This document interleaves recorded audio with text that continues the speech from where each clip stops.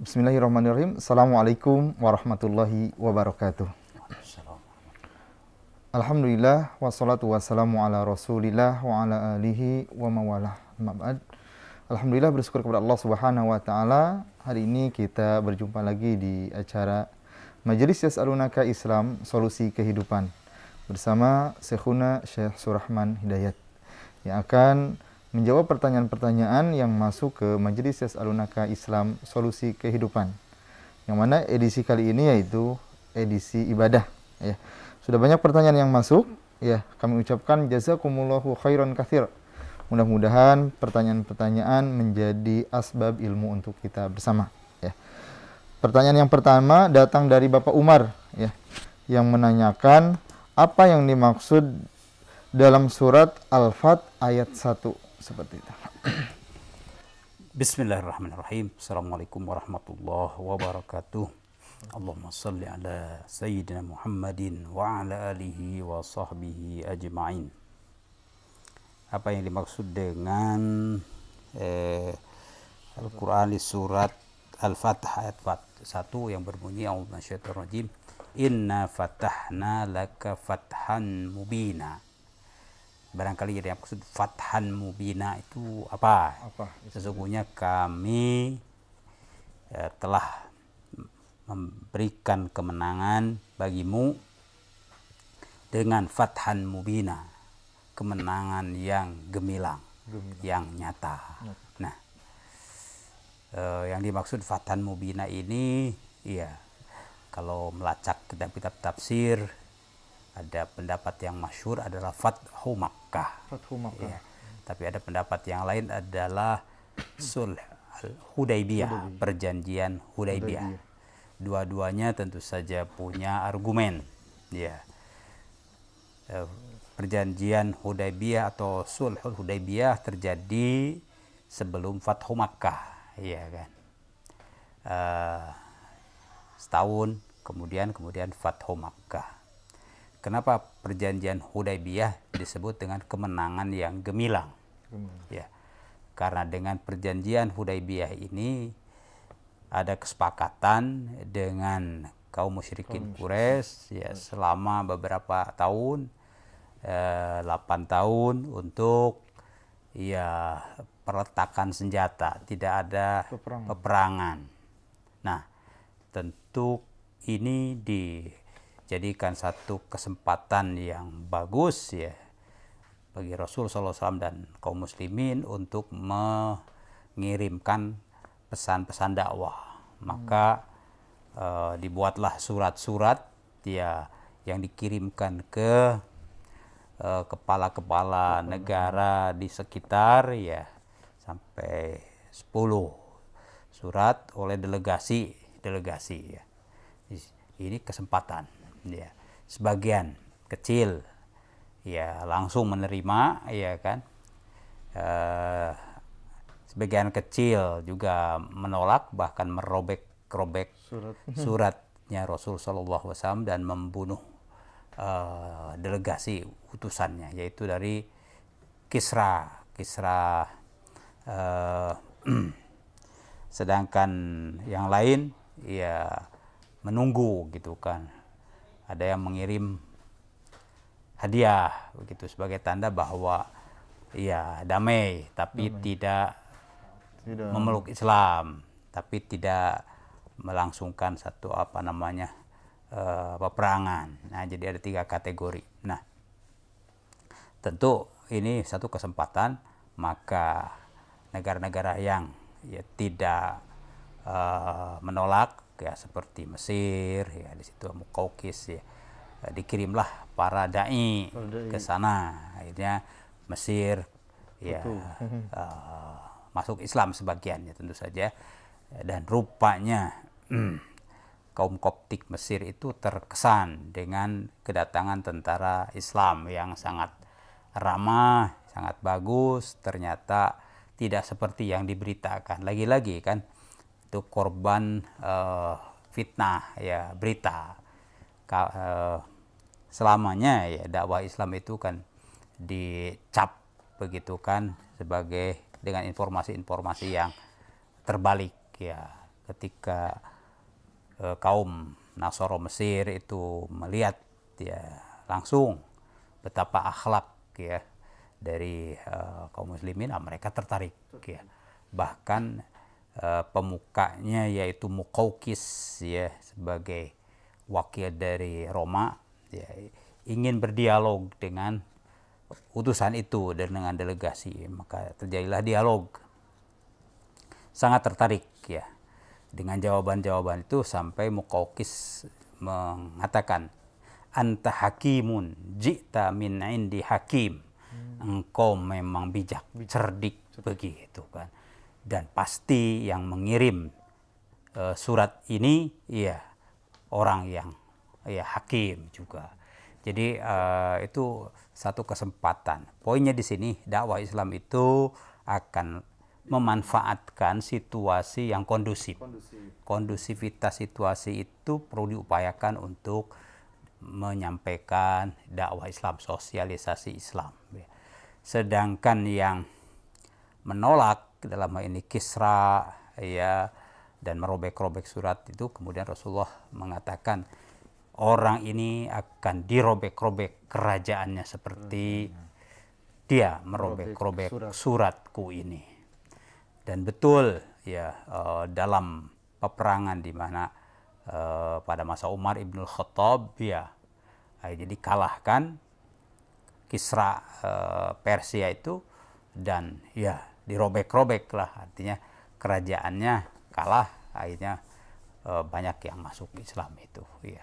Dan Kisranya sendiri tentu mati secara mengenaskan ya. Itu perjanjian Hudaybiyah, karenanya disebut Fathan Mubina. Tentu Fathu Makkah udah sangat jelas lah Fathan Mubina, karena setelah Fathu Makkah itu kan tidak ada lagi permusuhan, serangan-serangan dari luar ya. Justru umat Islam lebih proaktif untuk melancarkan dakwah damai. Wallahu a'lam. Jazakumul khair. Pertanyaan berikutnya datang dari Bapak Iwan yang menanyakan, apa hukumnya apabila saya diminta oleh mertua yang masih non-muslim untuk mengantar ke gereja untuk kebaktian? Seperti itu. Ya, mertua non-muslim. Ya, non-muslim tapi mertua. Betul. Tentu saja kan hubungannya hubungan kekeluargaan. Ya. Ini masuk kategori tentu tidak ada hubungan permusuhan. Kalau permusuhan tentu tidak akan jadi menantu lah ya. Nah, terhadap kaum non-muslim, ya kaum kafir yang tidak memusuhi, itu berlaku ayat al-bir, yaitu berbuat baik. Berbuat baik. Ya, dalam surat surat Al-Hasyr itu, la yanhakumullah 'anil ladzina lam yuqatilukum fid din wa lam yukhrijukum min diyarikum an tabarruhum wa tuqsitu ilaihim. Allah tidak melarang kalian untuk menyikapi orang-orang yang tidak memusuhimu dan tidak menyerangmu ya, untuk berbuat baik kepada mereka dan berbuat adil. Nah, kemudian contoh dari Rasulullah SAW bahwa istri Abu Sufyan, istrinya Hindun, ya kan sudah masuk Islam. Dia di Madinah, kemudian ibunya kangen, pengen ketemu ya anaknya, putrinya, datang ke Madinah, tapi ibunya masih musyrikah ya. Si Hindun ini tanya, ya Rasulullah, ini datang ya ibuku ya untuk ya pengen ketemu lah, kangen ya, tapi masih dalam kemusyrikan. Afa asiluha, apakah boleh saya menghubunginya, menerimanya, begitu kan. Dijawab oleh Rasulullah SAW, silha, ya hubungi dia atau terima dengan baik, ya kan. Jadi berdasarkan dua dalil ini maka pertanyaan tadi itu termasuk kategori yang dibolehkan ya, karena mengantarkan itu diantarkan sebagai hak ya terhadap keluarga, kan begitu ya, begitu ya. sebatas itu saja ya, tentu tidak ikut kebaktiannya, dan mengantarkan saja sudah, setelah itu permisi pulang begitu. Jazakumullah khair. Pertanyaan berikutnya datang dari Bapak Suwondo ya. Ustadz yang kami hormati, saya mau bertanya, apakah setelah sholat imam boleh membaca zikir agar dikeraskan atau cukup qomat kamit menghadap makmum? Ya, dalam Al-Qur'an itu ada ayat ya di surat 17, surat Al-Isra ayat 115 ya. Allah berfirman, "Wala tajhar bi sholatika." Janganlah engkau mengencang-encangkan doamu. Salat di sini doa. Wala tukhafit biha. Tapi juga jangan terlalu pelan begitu kan sampai yang enggak kedengaran. Wabtaghi baina dzalika sabila. Ya pilihlah yang menengah saja begitu kan. Nah, tentu itu aslul hukmi, hukum dasarnya seperti itu. Jadi berdoa ya sedang saja begitu kan. Nah, sedangkan kalau ada keperluan lain, da'in akhor, yaitu alasan lain, yaitu ta'lim misalnya, mengajarkan pada jamaah yang belum tahu biasa, dan umumnya jamaah kita gantian lagi kan. Yang ini mungkin sudah bisa ya datang lagi jamaah lain baru lagi. Nah, kalau li darurati ta'lim ya itu difatwakan oleh para ulama termasuk Imam Nawawi, itu adalah boleh menjaharkan wirid dan doa itu kan, sebab ta'lim itu wajib ya kan. Lalu tadi berdoa dengan standar itu boleh kan. Ketemulah boleh dengan wajib, maka menjadi dipandang baik itu menjaharkan wirid dan doa untuk keperluan ta'lim, insyaallah. Baik, jazakumullah khair. Pertanyaan berikutnya datang dari Mbak Widya yang menanyakan, bolehkah kita berdoa agar berjodoh dengan seseorang, disebutkan namanya spesifik ya, dan apakah ada doa khusus untuk kita panjatkan? Ya, doa umum itu ya bolehkah dalam doa umum kita menyebutkan ya Allah mohon ya itu mohon apa saja lah begitu kan. Allah itu kan tempat kita ibadah dan tempat kita isti'anah, mohon pertolongan. Isti'anah bisa saja tidak menyebutkan apa yang diminta, bisa saja menyebut ya kan begitu. Itu kan terbuka saja, itu dari sisi dalil ya kan. Demikian juga tentu dalam hadis, idza sa'alta fas'alillah, kalau kamu mau minta, mintalah kepada Allah. Wa idza sta'anta fasta'in billah, kalau minta tolong, ada yang menyebutkan minta tolong ini lulus ujian boleh kan begitu, minta tolong dimudahkan usaha ya kan disebut begitu. Minta juga tolong pokoknya kehidupan ini diberkahi umum ya kan, itu boleh. Nah, termasuk juga untuk calon ya kan. Itu dari segi doa umum. Ada juga kan disunatkan doa hajat.